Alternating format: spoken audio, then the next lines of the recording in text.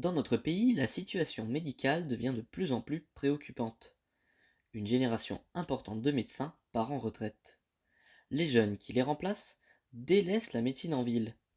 Les zones rurales comme les quartiers populaires n'attirent pas les jeunes généralistes, laissant de nombreux patients sans médecin traitant.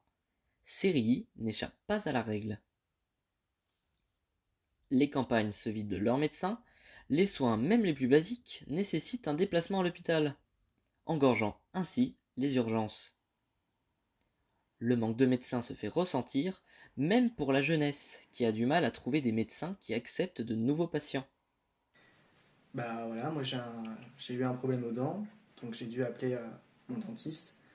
Et j'ai eu un problème, mon dentiste il est parti en retraite.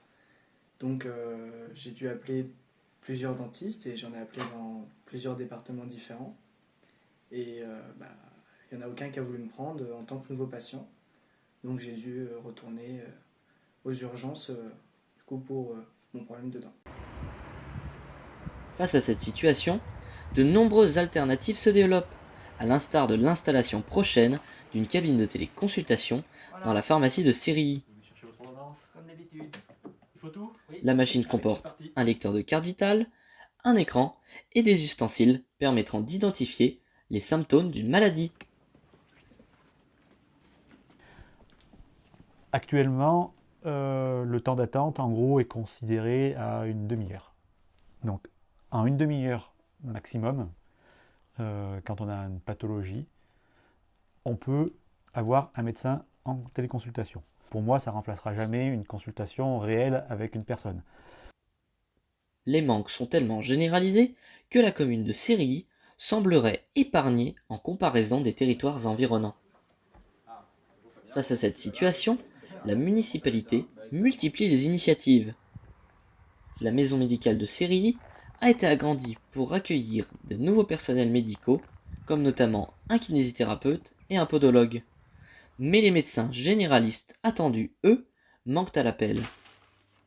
Les infirmières présentes sur le territoire doivent se démultiplier pour offrir des soins de qualité, quitte à endosser des missions qui ne relèvent pas normalement de leurs attributions.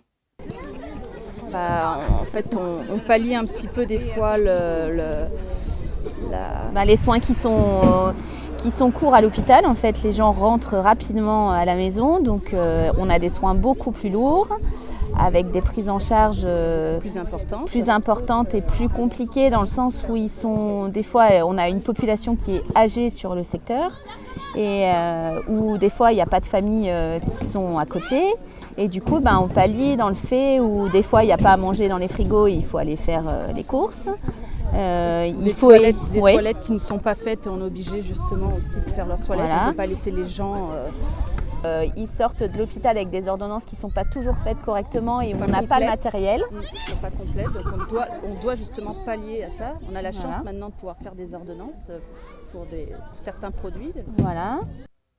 Outre le projet de maison médicale qui attend les médecins généralistes, le territoire bénéficie, grâce à la mobilisation des élus et d'associations, de la venue ponctuelle de différents personnels médicaux qui assurent des consultations pour les femmes enceintes, des mammographies et des consultations de généralistes. Alors, comment on peut pallier à cette problématique? Alors, on est dans un problème qui est national, alors c'est pas évident localement de régler ce problème-là. Néanmoins, on a quand même des leviers.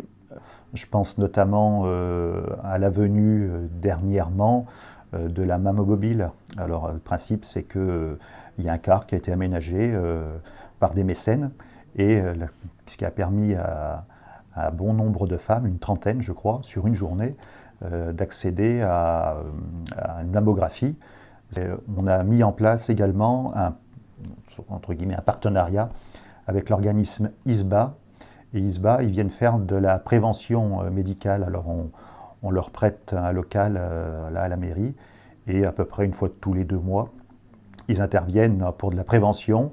Alors les gens prennent rendez-vous, alors ils ont accès à un médecin, mais qui ne sera pas leur médecin traitant, mais en fin du mois il est là pour conseiller, pour si on a comme nécessité d'avoir un deuxième avis. Ça a son utilité parce que les rendez-vous sont rapidement comblés. Bon monsieur, bonne journée, au revoir, bon week-end. Au cœur de la diagonale du vide, Sérilly n'est pas exempte des conséquences de la désertification médicale qui restreint l'accès aux soins de l'ensemble de la population. Les acteurs locaux doivent se démultiplier afin d'offrir aux habitants ce qui devrait leur être garanti.